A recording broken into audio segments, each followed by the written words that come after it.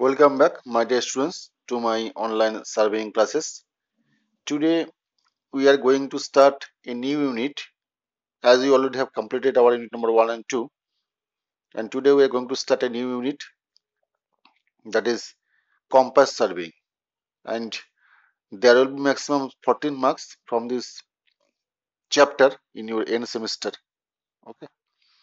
তো দেখ এর আগে আমরা যে সার্ভেটা করেছিলাম দ্যাট ওয়াজ চেন সার্ভে। তো চেন সার্ভেতে আমরা দেখেছি আমরা যখন সার্ভে করি তখন চেন আর টেপ দিয়েই করি।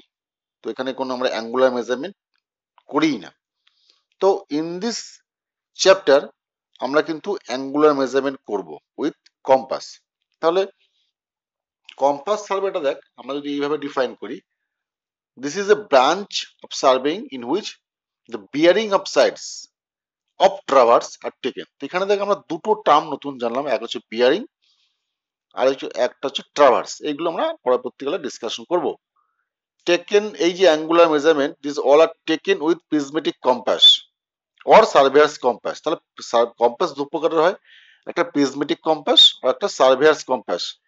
And the lengths are measured with chain or tape. এবার লেন্থটা আমরা যেটা মেজার করি সেটা হচ্ছে আইদার চেন দিয়ে অর টেপ দিয়ে। এটা আমরা আগের ইউনিটে পড়েছি চেন সার্ভিং এ। Okay, now principle of chain compass survey is traversing. এবার ট্রাভার্স নিয়ে আমরা পরবর্তীকালে বলেছি ব্রডলি ডিসকাশন করব। এবার এই ট্রাভার্সটা কি? ট্রাভার্সটা হলো দেখ series of connected survey lines, মানে এক একটা লাইন, এগুলো অনেকগুলো লাইন দিয়ে কানেক্টেড থাকে এবং এই ট্রাভার্সটা may be closed or may not be closed, that means open traverse. তাহলে ট্রাভার্সিং দুভাবে হতে পারে, একটা হচ্ছে ক্লোজ ট্রাভার্সিং, একটা হতে পারে open traversing. Okay, now traversing with chain and compass. In traversing with chain and compass, the distance between the stations are measured by chain. অবশ্যই ডিস্টেন্সটা আমরা সবসময় চেন দিয়ে অথবা টেপ দিয়েই মাপি, but directions of chain lines are determined by taking bearing by compass. এবং ওই সার্ভে লাইনটা কোন দিকে যাচ্ছে, মানে যে কোনো একটা লাইন আমরা এ বি যদি ওটা মাঠের মধ্যে গিয়ে টানি, তাহলে এ বি যে লাইনটা, এ বি লাইনের রেফারেন্সটা কি আছে, মানে কোন দিকে, নর্থে, সাউথে, ইস্টে, ওয়েস্টে, বা কত ডিগ্রিতে যাচ্ছে, সেইগুলো আমরা মেজারমেন্ট করব থ্রু কম্পাস। ওকে, এ প্রসঙ্গে একটা কথা বলে রাখি, এখনকার দিনে দেখ আমরা যেগুলো সার্ভে ইনস্ট্রুমেন্ট ইউজ করি এই ধরনের কম্পাস ইউজ করা হয় না, বিকজ কম্পাস গুলোর লিস্ট কাউন্ট বা সবথেকে কম মাপার ক্ষমতা অনেক কম, 30 মিনিট।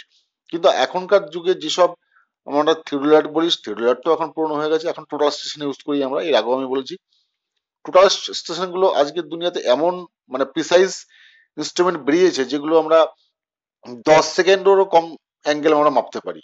ওকে, সুতরাং এখনকার দিনে এগুলো ইউজ হয় না, কিন্তু আমাদের জানতে হবে, পড়তে হবে। ওকে, নাও ক্লোজড অ্যান্ড ওপেন ট্রাভার্সটা কি জিনিস সেটা আমরা জানবো। দেখ এখানে আমরা একটা ছবি দেখতে পাচ্ছি যেখানে A B C D E এ, এবং এটা নর্থ লাইনের থেকে কিভাবে আছে সেটা দেখানো হয়েছে। তাহলে a traverse is said to be close traverse when it forms a closed polygon as shown in figure দেখ যেমন দেখানো হয়েছে, and it begins and ends at the same point। আমরা এই ট্রাভার্সটার নাম কি বলতে পারি? এই ট্রাভার্সটা হচ্ছে A B C D E এ, মানে এটা এতে শুরু হয়েছিল এবং এতেই শেষ হয়েছে, তার মানে this is a close traverse. It is suitable for locating boundaries of ponds, forest and for survey of moderately large area। একটু বেশি বড় এরিয়া হলে আমরা এই পদ্ধতিতে করে থাকি। নাও ওপেন ট্রাভার্স অর আনক্লোজড ট্রাভার্স সেটা কি জিনিস? A traverse is said to be unclosed or open when it does not form a closed polygon। যখন ক্লোজড হয় না তখন তাকে আমরা আনক্লোজড বা ওপেন ট্রাভার্স বলে থাকি।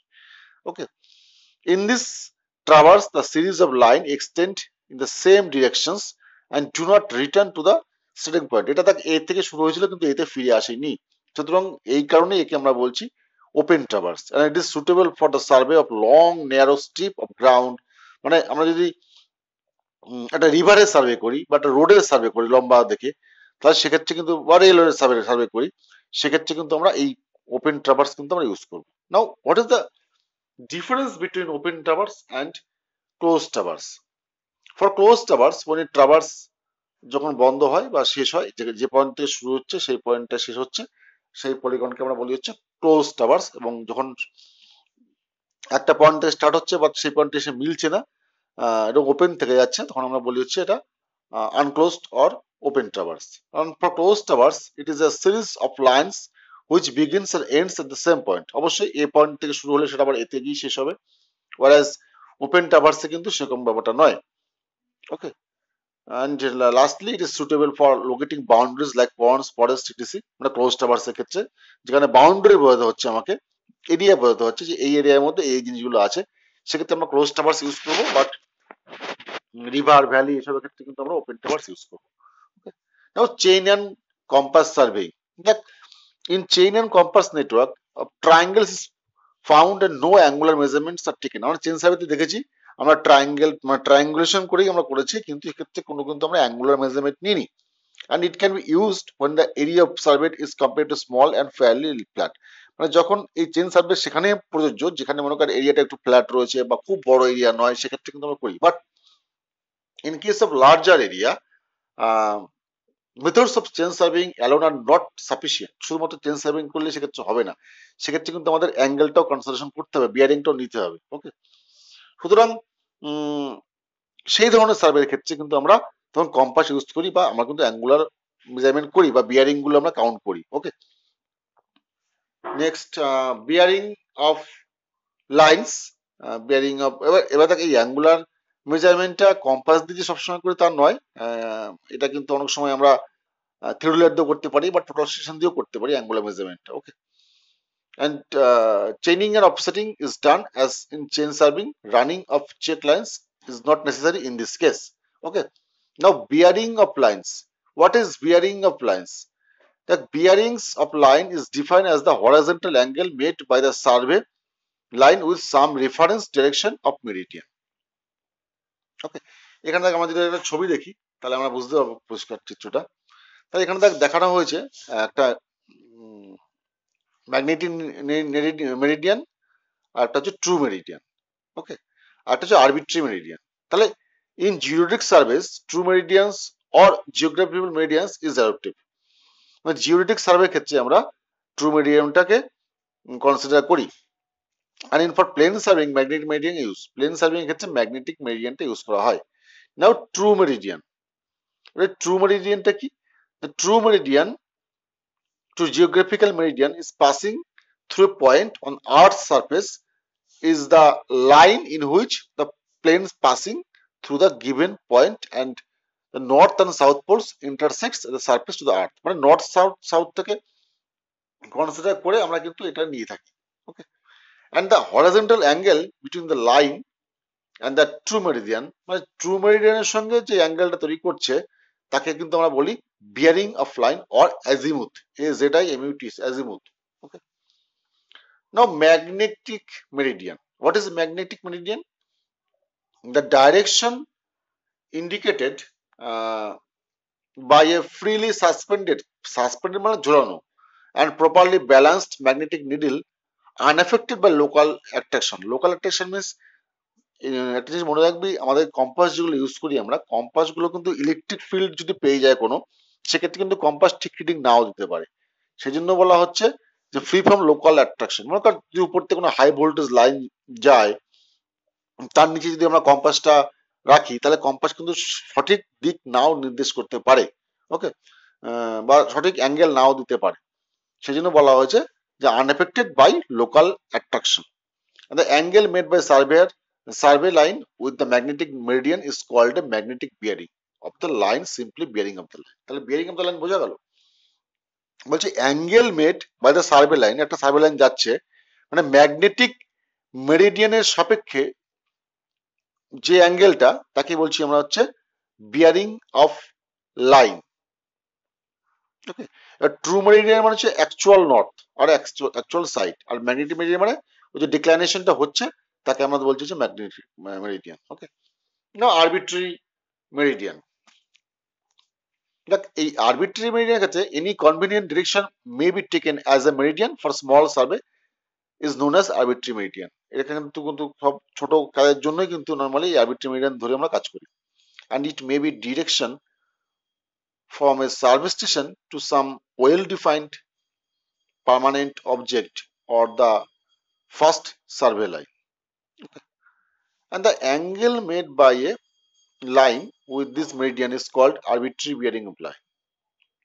Now, difference between magnetic bearing and true bearing.